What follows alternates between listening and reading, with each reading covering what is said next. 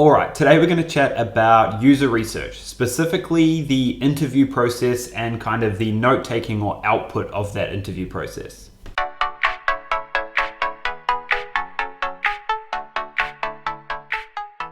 So you have a new project or an idea for an app or whatever.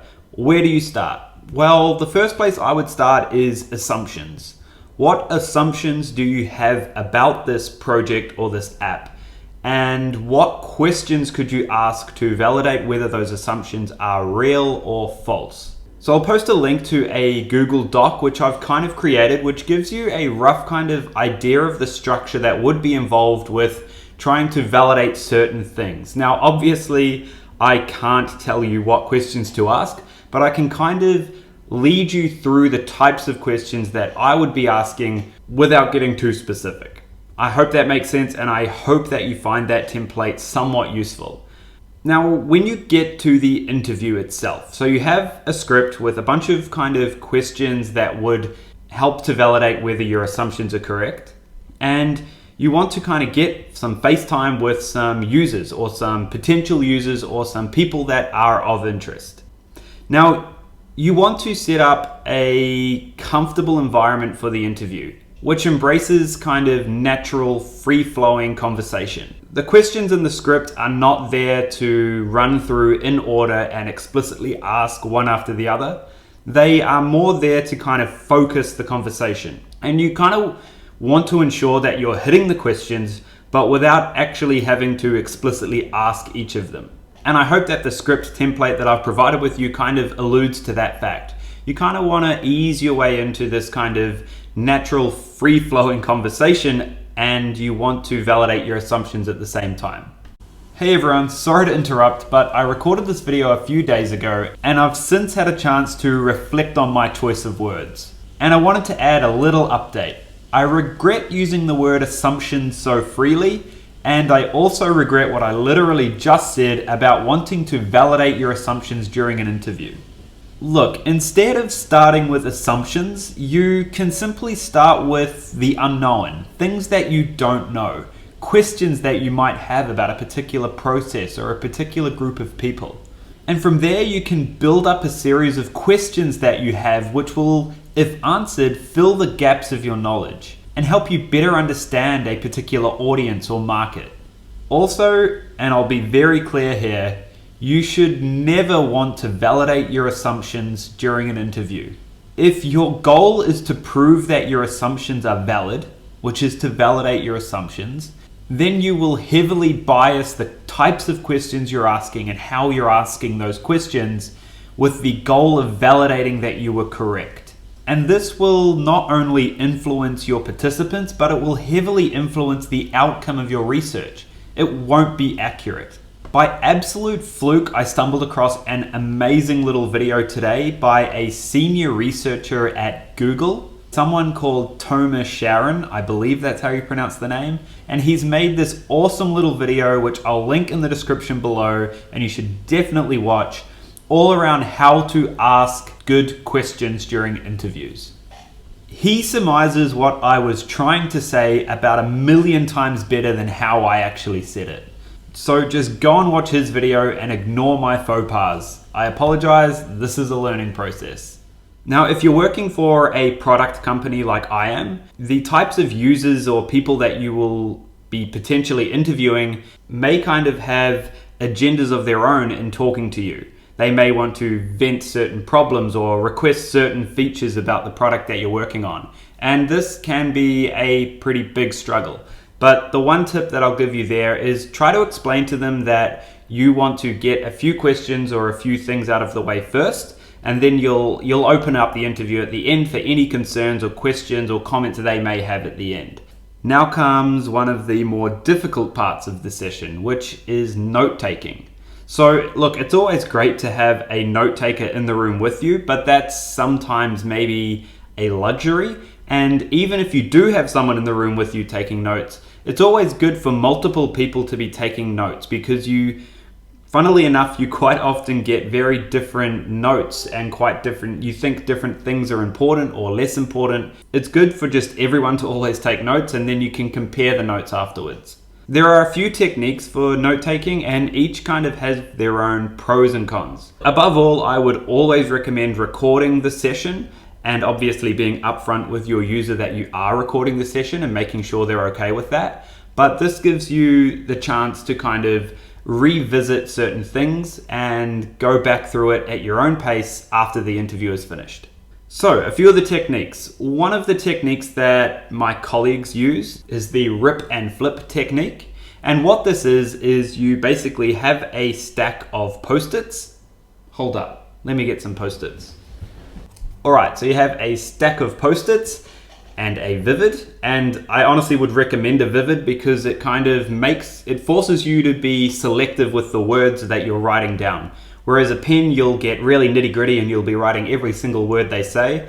A Vivid kind of forces you to paraphrase and really break the notes down. So look, the rip and flip technique is you have a deck of Post-its and a Vivid, and you write a note on the, you write a note on the Post-it, you then rip it off and you stick it to the back of the deck of Post-its, and then you write another note. And then, believe it or not, you rinse and repeat that process. So at the end, you end up with an entire stack of notes, which will be back to front, which is a little frustrating, but you can run through and flip them all back over. But that allows you to have like all these different kind of clues or notes about the session. Another technique that other people I have known use is to set up a Google form with all of the questions that are in your interview, and then comment sections below each question. And then you just run through the Google form and type in all of your questions. I personally haven't used that technique before, but I hear that you can set up some kind of link between the Google form and an Excel spreadsheet and just export all the data from the form into an Excel spreadsheet. And I'll get to why that's important in a moment. But the other kind of technique for note taking, the one that I use, is to just simply write or type notes, either onto a pad or an iPad or into a note taking app. And look, there are probably like hundreds of other methods of note taking that you could use, and each have their own pros and cons, as I mentioned, and you'll figure out which ones work for you in which circumstances yourself.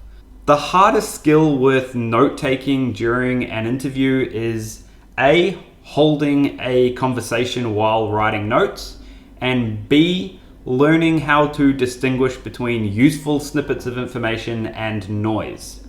Now, those two skills only come in practice. You can't sit here and theorize how to distinguish between useful information and useless information. Did I say useless and useless?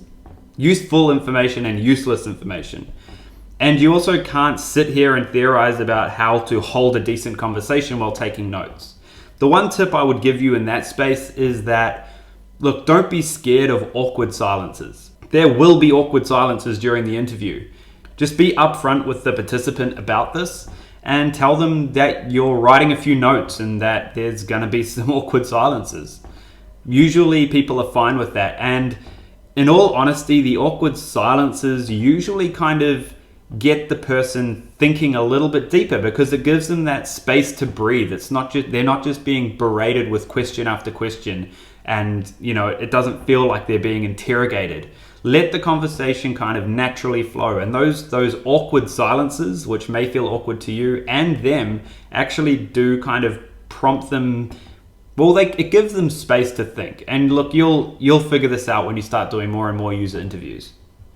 Look, there are literally hundreds of different ways that you can kind of collate the information that you capture during these interviews. But the kind of most useful one that I've found, and I know my colleagues and friends use this kind of template as well, and I will chuck the template in the description as well. It's a Google Sheet. And basically you want to kind of have this matrix, which is all of the different notes and clues that you've taken throughout this interview. And you want to kind of categorize them in these columns by the topic, just to kind of group them all together. And you could even go a step further and put them in a column of which person actually said that note, or which person that note relates to. And then you want to do swim lanes, so the rows, And you want to categorize the rows as do, think, and feel. And if you haven't heard those three terms, you can read a lot more about it online. But basically, you want to categorize the note as either something that the person did, so an action that they did or something they do, something that they think, so just an offhanded comment or something that they think about a process, and then something that they feel. And feel is quite an interesting one. There's sometimes a lot of emotion can come out in these interviews, and you want to kind of capture that feeling that they have. What do they feel when they actually do something? And you'll see this kind of weird kind of cascading pattern emerging throughout this kind of matrix. And it's super eye-opening and super interesting because they may do something and then they may actually be telling you that they are thinking something completely differently. And then the feeling kind of underlines all of those. So look, the split between do, think, and feel lets you kind of pinpoint what they are saying and what they're doing and what they're feeling at these different points and throughout these different topics. And then at the top of that template is a row for assumptions. Now, this is where you kind of pull out from the clues the actual assumptions that you have and whether or not you're kind of validating those assumptions. And that's a great starting point and a great point for me to finish this video. So look, feel free to reach out to me and ask me any questions in the comments below or hit me up on Twitter.